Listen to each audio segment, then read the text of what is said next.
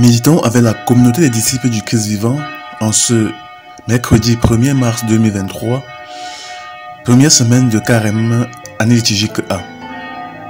Évangile de Jésus-Christ selon Saint Luc, au chapitre 11, versets 29 à 32.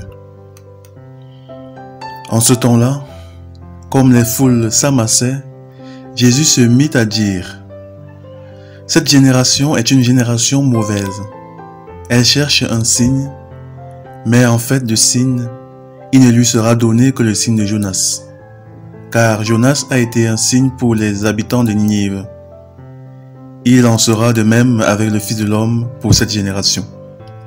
Lors du jugement, la reine de Saba se dressera en même temps que les hommes de cette génération, et elle les condamnera. En effet, elle est venue des extrémités de la terre pour écouter la sagesse de Salomon. Et il y a ici bien plus que Salomon. Lors du jugement, les habitants de Ninive se lèveront en même temps que cette génération, et ils la condamneront. En effet, ils se sont convertis en réponse à la proclamation faite par Jonas. Et il y a ici bien plus que Jonas. Acclamons la parole de Dieu.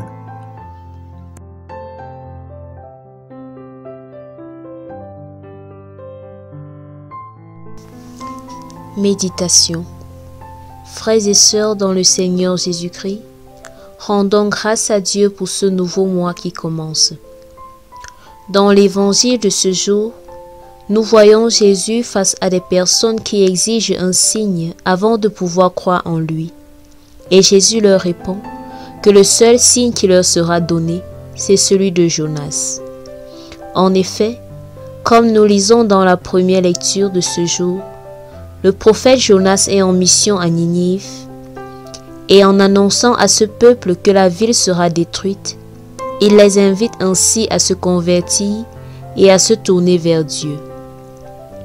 Le Christ fait donc comprendre à ceux qui l'écoutaient qu'ils doivent se convertir eux aussi, car s'ils sont incapables de comprendre qui est Jésus, malgré tout ce qu'il dit et fait, s'ils ne peuvent pas voir les merveilles de Dieu à travers lui, ce qui les aidera, ce ne sont pas d'autres signes, mais un cœur tourné vers Dieu, ouvert à son amour et capable de comprendre les situations avec son aide. En effet, nous aujourd'hui, nous sommes pareils. Nous demandons à Dieu des signes en voyant le mal dans notre société. Pensons un moment à toutes ces situations pour lesquelles nous disons que Dieu devrait agir, car il semble que le mal gagne du terrain.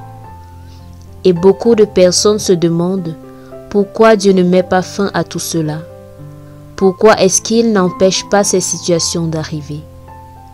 Ces situations peuvent être des tremblements de terre, le changement climatique, les inondations, la famine, les guerres, la pauvreté, les maladies, les accidents de circulation et autres.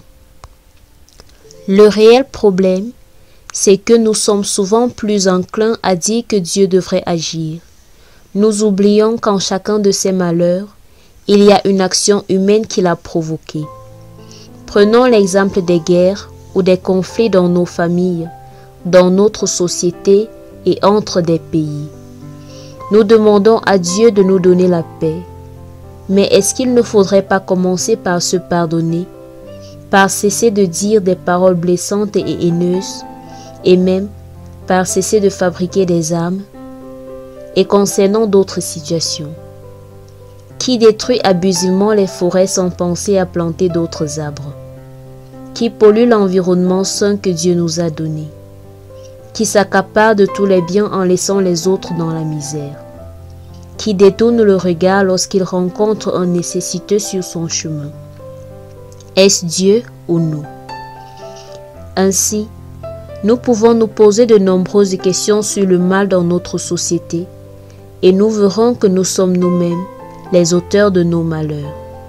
En fait, comme la ville de Ninive, chacune de nos villes est menacée de destruction, non pas par la main de Dieu, mais par nos propres actions, notre égoïsme, notre négligence, nos mauvaises paroles, nos manques d'attention.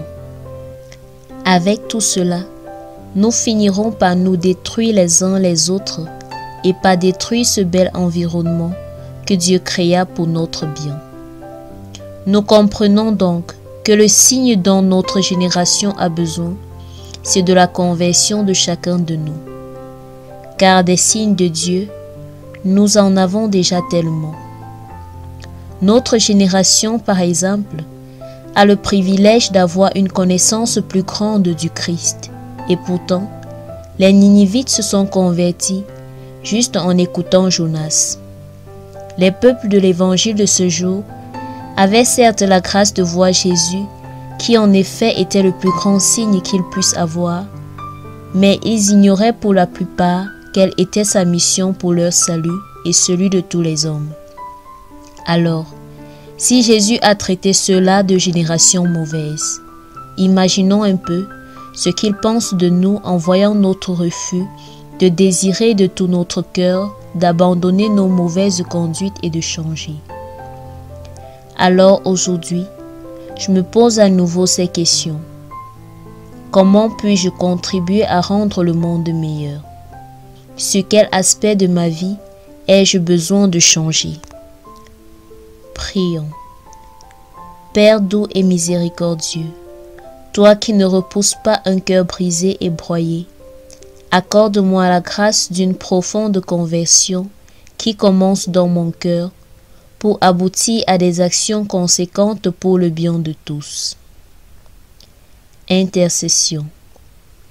Prions pour tous les chrétiens et les incrédules. Que la sagesse du Seigneur les recouvre, afin qu'ils se tournent vers lui de tout leur cœur et parcourent sans se décourager le chemin qui mène vers lui. Vierge Marie, prie pour tes enfants. Exercice spirituel. Prions sincèrement pour notre propre conversion. Regrettons profondément ces péchés que nous avons identifiés et planifions d'aller nous confesser. Prions également pour la conversion de nos proches et des dirigeants politiques.